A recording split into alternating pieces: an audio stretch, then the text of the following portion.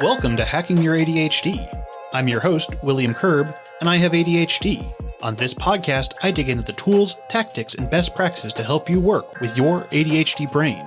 Hey team, in today's episode, we're taking a deep dive into the transformative power of automation with Chris Cameron, a workflow efficiency consultant specialized in helping neurodivergent individuals harness the benefits of AI and automated tools. Chris shares his personal journey with ADHD and how technology has played a pivotal role in managing his daily ADHD challenges. From practical learning to creating inclusive support systems, Chris discusses how specialized automations can alleviate everyday pressures.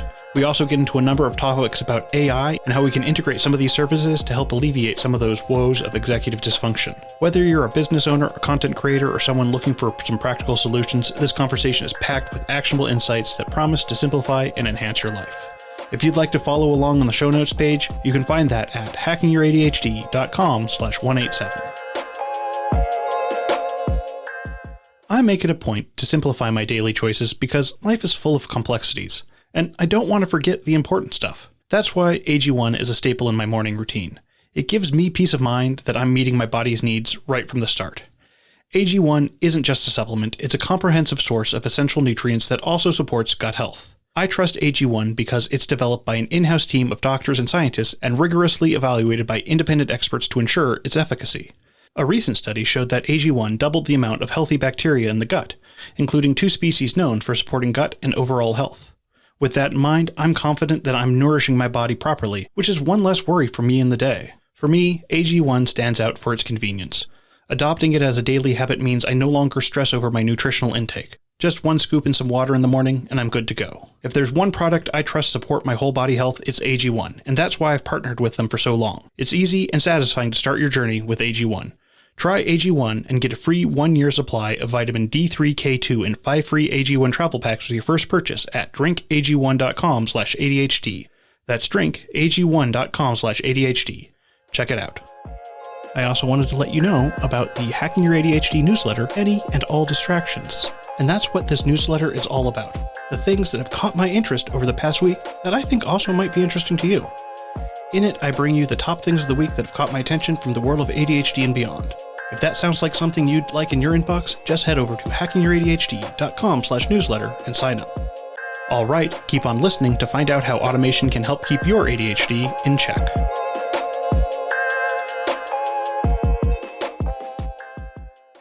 All right, well, it's great to have you here with us. Can you give an introduction and talk about what it is you do? Yeah, sure. So I'm a workflow efficiency consultant, which is basically a fancy way of saying I help people use automated tools and computer processes to make their lives easier, whether that's in their businesses or in their personal lives.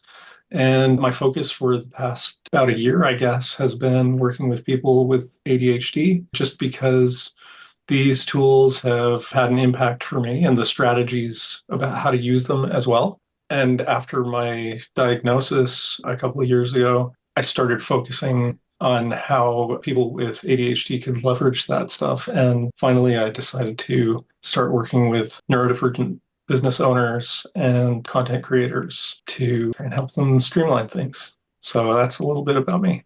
Awesome.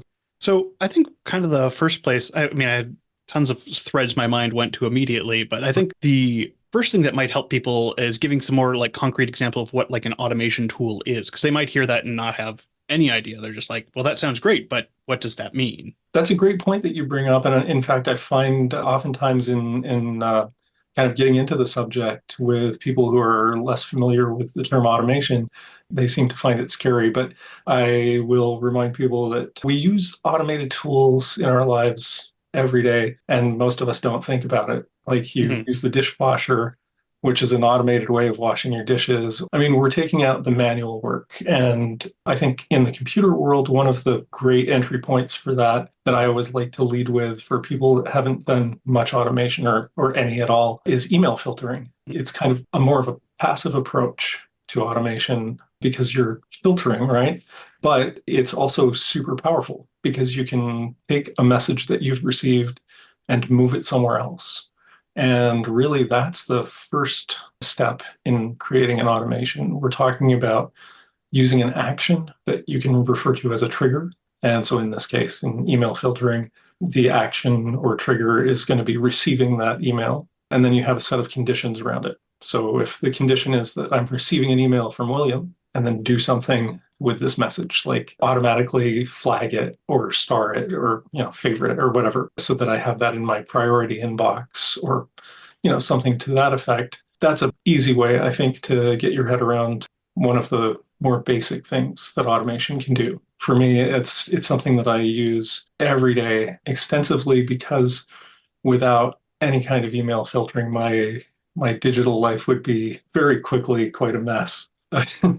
Yeah. One of the filters I set up on my own email is to just look for the word unsubscribe in there and shovel all of those into a newsletter folder. Because then I'm like, even if I got randomly subscribed to a newsletter, it automatically does not just appear in the main inbox for me now, which is when I first did that, I'm like, oh, I don't get any email anymore. That's a great strategy. I remember we were also talking like all these calendar tools are great automations that because it made it so much easier for us to schedule something because it's just like, oh, you have my times and it just automatically pops up on the calendar and it does all these things without us having to think about them. Yeah, you're using Calendly, right? Yeah. And I think that's probably one of the platforms that people are more familiar with. I know they advertise quite a lot. So cal.com is another fantastic platform for scheduling automation. And in fact, Google Calendar has added their own booking system to the calendar as well.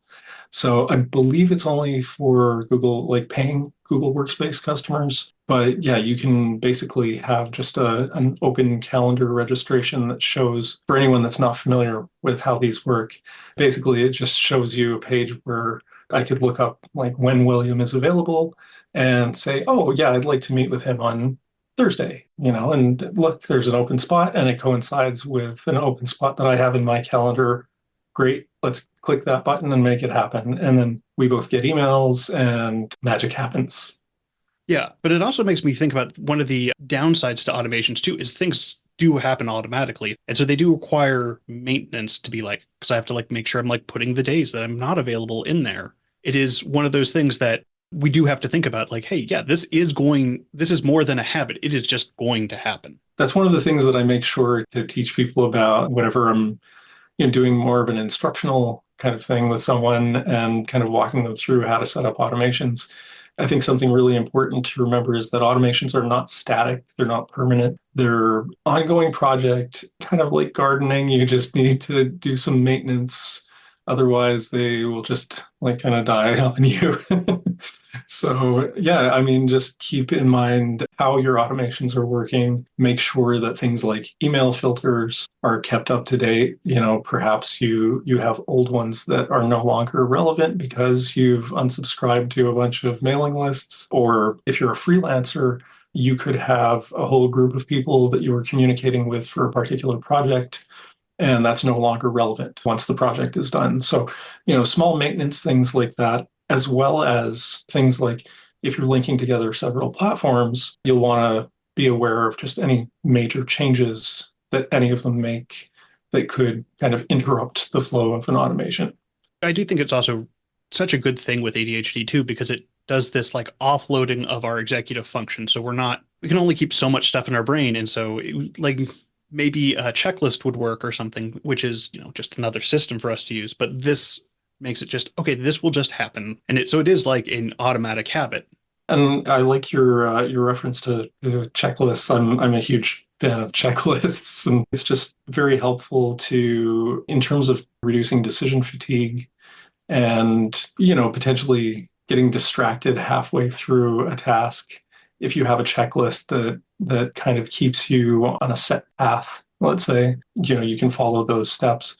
And in fact, that's a great way to go about designing a workflow that you could then later automate. One of the things that you want to keep track of is just how you're doing things in your daily life, what kind of order or sequence they happen in. And I think, by creating a checklist, you're kind of halfway to automating a lot of stuff. And I think a great example that I could give you of something that's a bit more tangible for that is just a morning routine that I had for quite some time. It's kind of not working that well for me these days, but during the time that it was working very well for me, I basically just recorded what was going on in my morning, so waking up, turning off my alarm, going to the bathroom, brushing my teeth, then making some coffee, and all those different parts of my morning, I just noted down, okay, this is approximately how long this takes and etc. And I did that for a few weeks. And then after I had a very like detailed checklist of all these things that I do pretty much every morning, I started automating some of it. And that started actually with me just wondering, what can I do differently than just turning off my alarm? One of the things that a habit that I wanted to build actually was journaling first thing in the morning. But the problem is I can't just do it first thing in the morning. Like you don't just wake up and journal. I mean, I don't anyway. Like maybe some people can. But I had all these other things to do first. So I decided that I'd set up a little tag next to my bed that I could just tap my phone on. It's a little NFC tag, and it just triggered a routine that opened actually that same checklist. It's like, okay, go and brush your teeth. Okay, cool. So I check that off. Go and make yourself some coffee. Cool. I check that off. And when I'm done the first like 5 things, then it's like, okay, now go to your computer and write a journal entry. And so I had it automatically open a text editor for me so that I could just write that entry. I mean, I think that's one of the biggest things there is that it cuts off that barrier to entry because we often have this like problem with getting past that threshold of the activation of starting something. But if it's like, oh, this opened automatically, well, it's there. I guess I'll do it. I think we have great intentions sometimes going into these things where it's like, I really want to start journaling and you'll sit down and, whether it's with a notepad or, at your computer or whatever, but it's really easy when it's a new habit that you're forming to not roll right into it like with ease. Yeah. And so any small kind of bump in the road could kind of just, swerve you off the path. And so, if I'm going on my computer, well, hey, look at that. I got a new notification for emails. Let me check that first. But if you can avoid doing that and you just go right to the open document, then you're one step closer to victory. So yeah, is it really about helping you along with your intentions? Yeah. It's also making me think of like the blocks that you can put on like your browser to be like, oh, I don't want to spend more time on Reddit or Facebook or Twitter or any of the other social sites. And I'll be like, yeah, can I get around this block? Of course, it is not that hard for me to figure out what I need to do, but it's a reminder of the intention and it gets me to be like, okay, I have to make a decision if I want to do the extra steps to make it so it's that I am doing the thing I had said I don't want to do. Mm-hmm. Yeah. And it's not even necessarily that you don't want to do it. It's just that like, even if you do want to do it, there's something else that's easier to do or more like immediately gratifying. And just that tiny bit of friction or resistance in that process is just enough to slows you down long enough that you're like, oh, okay, yeah, I'll just do something else for like 5 minutes before I do that. And 5 minutes turns into an hour, and then you don't have time to do the thing that you really wanted to do. It'll wait till tomorrow. I'll start that new habit tomorrow. So I find leveraging automation for building habits is incredibly powerful, but having a well-defined strategy for it is equally important. And that's one of the things that I think is easy to get caught up on is, if you're interested in the idea of automation, it's not quite as cut and dry as just opening an application and saying, okay, let's automate this thing. You have to give some thought to it first. So if you're kind of predisposed to observing your actions and doing that sort of thing, like, maybe journaling or what have you, it becomes a little bit easier to kind of pull out those things that you might be able to kind of construct into a more formalized workflow. That doesn't mean though that it has to be inflexible either. There are ways to have things then be more flexible, even if they are automated. I know like one of the automation platforms out there is if this, then that. At least I assume that's still around. It is, yeah. Do you use that one? I have in the past. I've also used Zapier before. I don't have any specific automations I'm using right now other than like the email filters and some of the other like blocks on my phone for being like, hey, it's 8 o'clock. You should think about not doing stuff on your phone right now. But specifically with like, I think the title of if this, then that is a great way to think about the automations because it's like, yeah, if something is happening, then do that. Are those platforms that you think people should look into if they're interested in this? Yeah, I think if this then that or IFTTT is a great starting point. It's an interesting platform because I find it does basic stuff very well. And if you're new to automation, it makes it really easy. However, if you cross a threshold and it's like, I can't tell you exactly where that barrier is, but as soon as you start to get a little more complex in the kind of stuff that you want to automate, it's actually a little, not that it's not powerful enough, but it becomes more complicated to automate those things that are just slightly more complex through that platform. And maybe it's just me and the way my brain works with with seeing things like laid out, but I just find it feels more constrained than some other platforms. So like Zapier has a similar layout in like it's kind of like a vertically stacked, Hmm. you know, from this step you go into the next step and from there you go into the next one. You can have a chain of multiple steps that you can bring your workflow through. And it's pretty logical, I guess. And one of the things that they've integrated recently into Zapier is an AI assistant that actually helps you build out your workflows. So you don't even have to tell it all of the different modules that you need it to use. It'll actually recommend things. So if you're new to the platform, it's kind of like teaching you along the way too. Awesome. The platform that I use the most for automation is Make. So it's formerly known as Integromat, I but for think anyone that's interested, they can find it at make.com. it's great change there. Yeah, yeah. Great. Well, it's a great change of name, but it's much harder to Google. Yes, I imagine.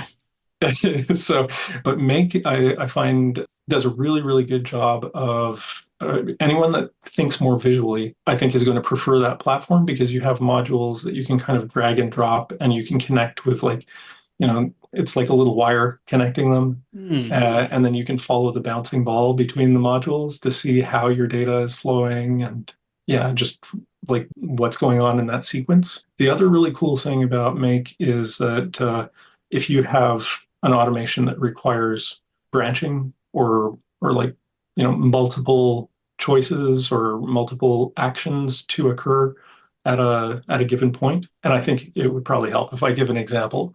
So let's say you create a calendar event on my calendar. Normally I would receive an email that says, okay, William set up an appointment with you on this day at this time. Great. So we both get emails, right? That's the default from whatever platform you're using. But with Make, you could set it up to say, okay, like send us both an email or send William a form that's going to capture some of the things that he's planning on talking about. And then, once the form is done, send a PDF to both of us with those ideas, something like that. So you can get more complex, but these things are happening at the same time. So you kind of have like parallel tasks Yeah. going on. And if I don't fill that form out, it could have like would there be like, I could be like, oh, Will never filled this form out. Let's send a reminder email. Yeah, you can absolutely do that. You can put delays on things. You can have dependencies, I guess, where, if something else depends on that form to continue, like the rest of that workflow will just not continue to run or, could give you some sort of message in between, like, hey, Chris, you might want to follow up on this thing Mhm. or whatever it is. Maybe it'll flash a light in my office. You can set up a lot of this stuff to do pretty much anything that you can think of. And I think that's part of the things that becomes a little tricky about talking about this stuff is that you can really go down these rabbit holes and exploring, exactly how to work with the different platforms. So I would caution anyone who wants to put a little bit of time into automating whatever part of their life, just to have a rough game plan and figure out what are the things that you're most interested in, what are the things that constitute the heaviest load for you mentally or cognitively, and what are the things that like distract you or slow you down during your day and kind of decrease your productivity. I think for me those would be the first class things to investigate, because if I know that I can cut down that decision fatigue and help myself stay focused on whatever it is that I have to do throughout my day, I'd like to put a bit of energy into automating that, and it helps make it more sustainable, I guess. Yeah. One of the books I like is called The One Thing, and it has like a focusing question of like, what's the one thing I can do such by doing it that everything else is easier? If I can get help here, it'll have a cascading effect on the rest of my day. And so one of the places I'd like to go to after hearing about the AI tools to help design the workflows is also that we do have a lot of like AI tools too that are essentially automations as well. Yeah, and so many of the AI platforms that, we've seen pop up in the past couple of years now. Let's stick to just one, for simplicity's sake. But I mean, yeah, just in talking about, how conversational AI and chat-based AI works for large language models. But yeah, ChatGPT, is the one that everyone knows. Yeah. It's crazy helpful. I don't know about you, but I'm using it all the time in so many different ways. And I keep finding new uses for it that just kind of speed up my day. There's Are all sorts of weird applications for it that, I mean, I use them frequently for the episodes to help me figure out, I have like a script that I put in, like, so I'll take the transcript of what we're talking about here and I'll put in and have a prompt that I've already written up. And then, so I'll have your bio in it and it'll have the transcript with the prompt. And then it'll give me 3 possible introductions to the episode, 7 possible tips for the episode, possible titles, and then also like, hey, I've been starting to put tags on the episodes, like what are some good tags, with like the caveat, don't use the word ADHD in those tags because that's useless for this. To caveat, I rarely use its exact output and probably never, because it comes off incredibly saccharine and it's like, oh boy, let's talk about this. I'm like, no, that's not the tone I want at all. And I could work more on the prompt to work on like, hey, do this in this kind of tone, but I prefer to rewrite the things now as they are. It's just good to be like, when I write the introduction to this episode, I'm not going to have a great recall of what we talked about immediately. I'm right with you on doing the rewrites. I do have to say though, I spend quite a lot of time refining some prompts so that I get the output as close as possible to my tone of voice. Because then again, we're talking about tools that kind of help get you unstuck and reduce decision fatigue and that sort of thing.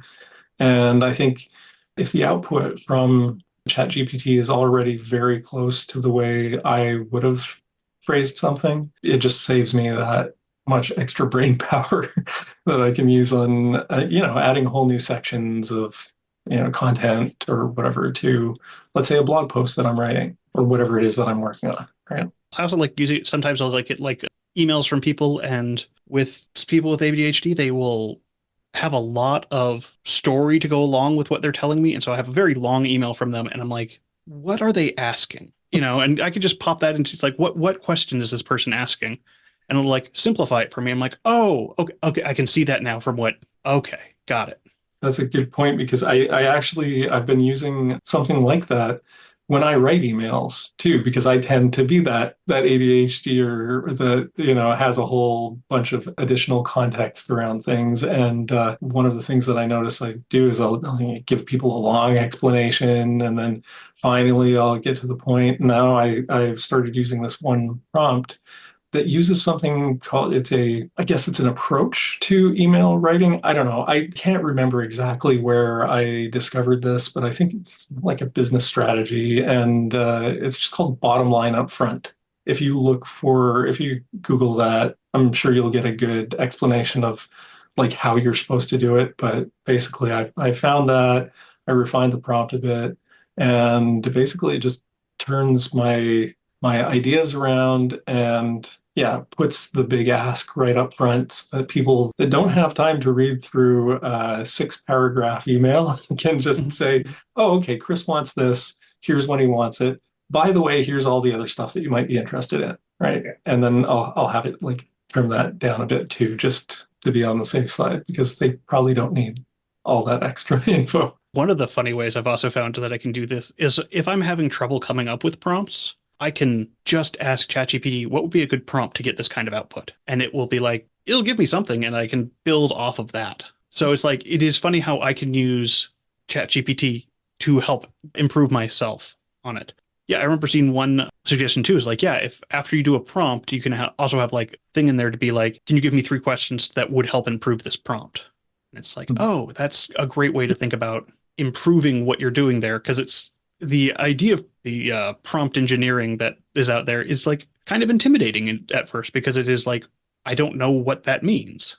I think prompt engineering was very, very important in early days when, ChatGPT 3.5 and the like were Mhm. just, and it was all a new thing. And the systems, the LLMs were not as developed as they are now.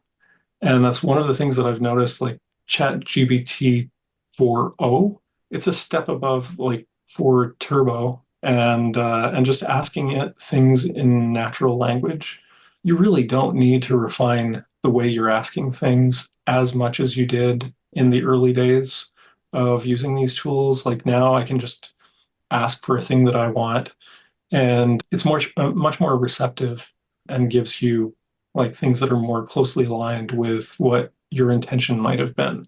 That being said, there are a couple tricks that you can use to kind of help things along. So giving examples Mhm. of the kind of output that you want is a really, really powerful way to direct it. Like if you're asking for suggestions for, how can I start an intro to my email? Let's say you write a newsletter, or, how do I introduce myself on, a blog or whatever. You can ask for suggestions and it'll just give you lots of random stuff. Or you can say, I'd like a suggestion for this, and I'd like it to look something like this, and then give it 2 or 3 examples. And then it'll give you something that's a lot more closely aligned with those examples that you gave. And that could be in terms of formatting, the output formatting, so or the length of the output or the style of language. All of those things are kind of taken into account. I really like using examples. I find it's a lot quicker than going back and just asking it the same thing 10 times over to get, something closer to what you're thinking of, which is a valid strategy too, if you don't know what you want, right? Yeah. Like there have been plenty of times that I've asked for stuff and I'm like, I don't know anything about this subject, so I'm just going to keep asking and see what kind of outputs I get, and then I'll choose the thing that's like giving me the right idea or clue or Mhm. suggestion of where I can go with it. Yeah, So, I've used it like a couple times to be like, hey, could you help me name this video game character that I'm making? And it's like, I'm like, okay, can you make it pun based? And it's like, oh, great. I'm also thinking that we could also go into some of the specific AI tools that are great for ADHD, like Goblin Tools is one that has been around for a while now. so Goblin Tools, I know is quite well regarded by the ADHD community. I don't know if they use ADHD specifically, or if they're saying neurodivergent, Hmm. but either way, I think one of the things that I liked when I first saw it was its ability to break down a task or to subdivide a task into smaller chunks. Yeah, because that is Are one of the things that I've talked about on the show. Is like, hey, it's great if you are having trouble with task initiation, break it down into its component parts and figure out where you can start there. But that can be really hard to do. And so having something be like, yeah, this is what is takes place in doing this thing. Mhm. Yeah, yeah, definitely. I think one of the recurring themes in what we're talking about here with AI and with automation prior to that is that it a lot of the time gets you past what I like to refer to as blank page syndrome, right? Hmm. If you're starting from nothing, sometimes you don't have any momentum, right? You don't have anything to go on, and you're like, I don't even know how to start this. And I remember, back in high school, you'd be assigned a paper, and I would get great grades in English class, but it would take me forever to get started on a paper, any kind of assignment because of that. I always had that mental block of how do I start this thing? Once I'd start, you know, no problem. And I find that a lot of these tools are doing that. They're getting you past that initial hurdle. And I think in this case, we're talking about how do you go about breaking down a task. I think a lot of the time but you just can't think of it because the task is so imposing feeling at the Hmm. time, right? you hit this kind of mental block, and I think your brain is just trying to protect you in some way. It's like, no, don't look directly at that task. It's going to hurt you. Yeah. But if you can get over that, then you can just barrel right through it. So I definitely like that feature. Do you use Goblin tools? I have in the past, but it's not been something that I've been actively using recently because I can do kind of the same things with ChatGPT and I can just pop that open and be like, hey, break this task down. And it'll do the same thing now.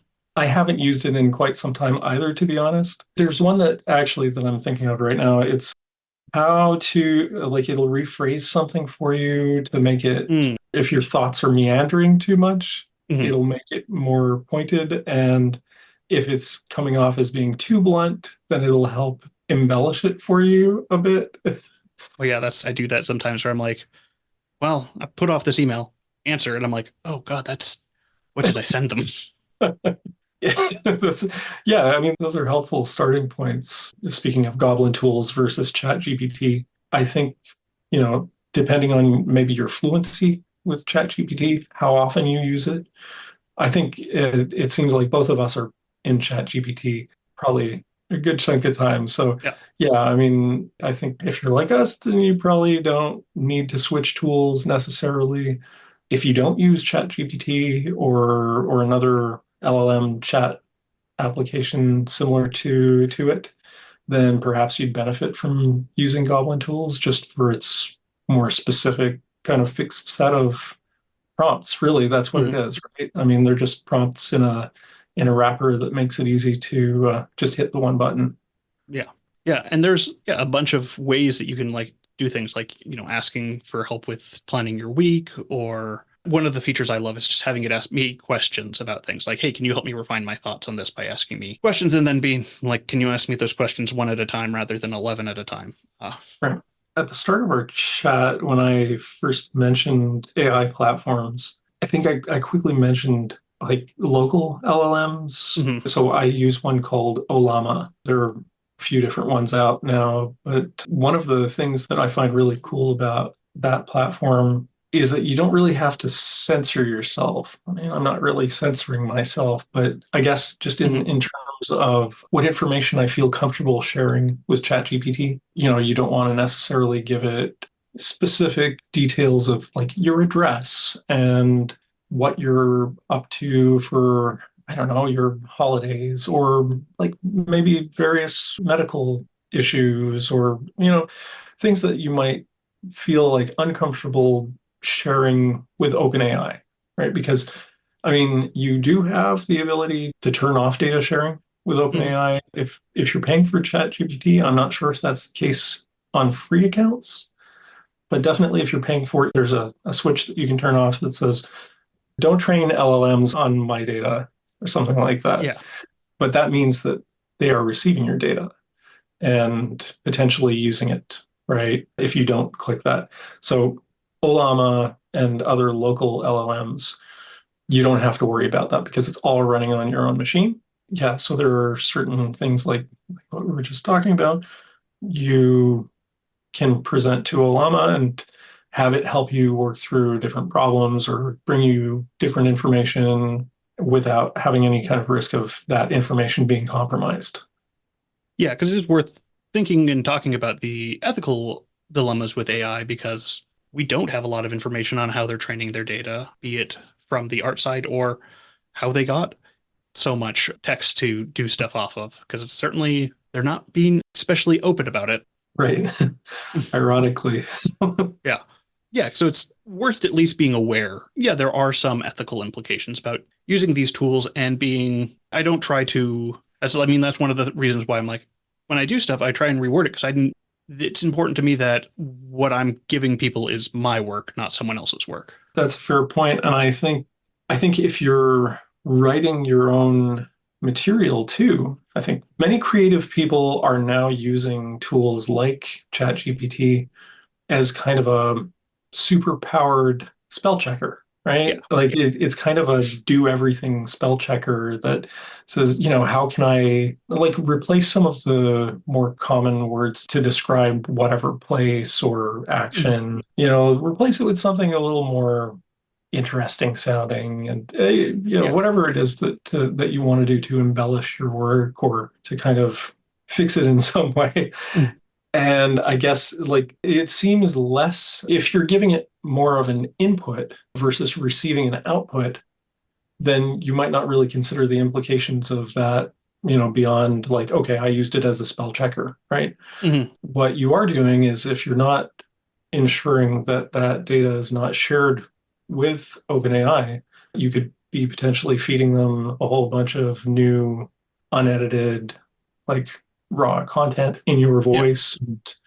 And so giving them a whole new source of material, right? So yeah, I think from that standpoint, if you wanted to do that sort of thing, it might be more interesting to keep it local too. A really good example would be if you're writing a book, and you might not want to share those ideas with a platform like that. Kind of keep it for yourself until after you publish it.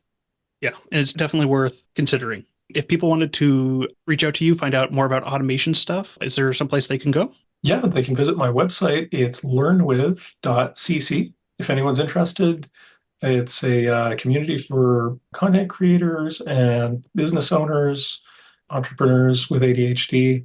And the intention is just to connect with like-minded people and share tips and tricks and your struggles and kind of help get each other past those blockers. So if you're interested in signing up, there's open registration for the beta right now. Awesome. Thank you so much for coming on here. I'm sure people will get a ton out of this because there is a lot in this episode. I will try and do justice with the show notes, but I'm sure I'm going to get emails about like, hey, what, you mentioned this thing and you didn't have it in the show notes. I'm like, yeah, I know.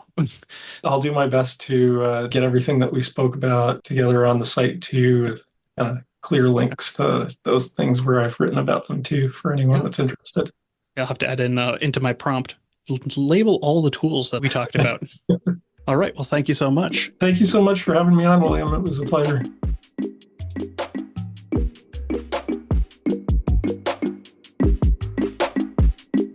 Thanks to Chris for coming on the show, and thank you for sticking with us all the way to the end. Before you go, though, let's do a quick rundown of today's top tips. 1.